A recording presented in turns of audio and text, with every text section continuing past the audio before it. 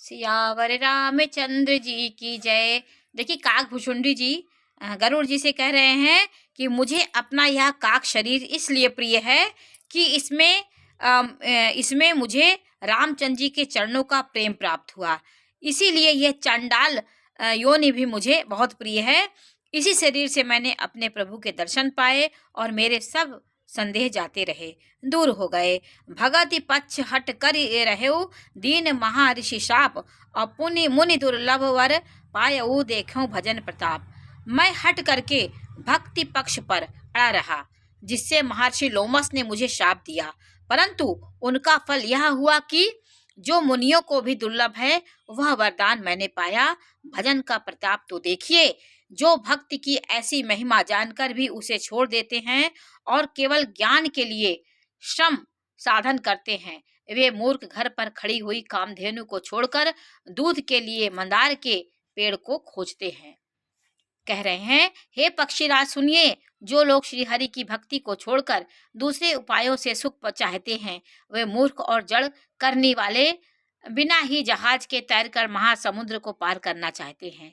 शिव जी कहते हैं, भवानी, काकभुशुंडी जी के वचन सुनकर गरुड़ जी हर्षित होकर कोमल वाणी से बोले, हे प्रभु, आपके प्रसाद से मेरे हृदय में सब संदेह, शोक, मोह और भ्रम कुछ भी नहीं रहा। ये गरुड़ जी बोले कि मैंने आपकी कृपा से रामचंद्र जी के पवित्र गुण समूहों को सुना और शांति प्राप्त की। हे प्रभु, अब मैं आपसे एक बात और पूछता हूँ। हे महासागर, मुझे समझाकर कहिए।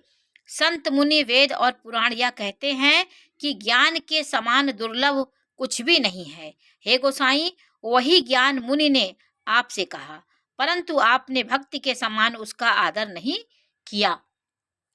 और भक्ति और ज्ञान में कुछ भी भेद नहीं है, दोनों ही संसार से उत्पन्न क्लेशों को हर लेते हैं।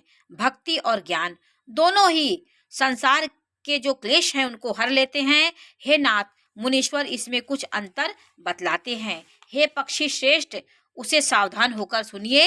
ये काकभुशुंडी जी गरुड़ जी से कह रहे हैं कि यह हरिवाहन गरुड़ जी सुनिए, ज्ञान, वैराग, योग, विज्ञान ये सब पुरुष हैं। पुरुष का प्रताप सब प्रकार से प्रबल होता है।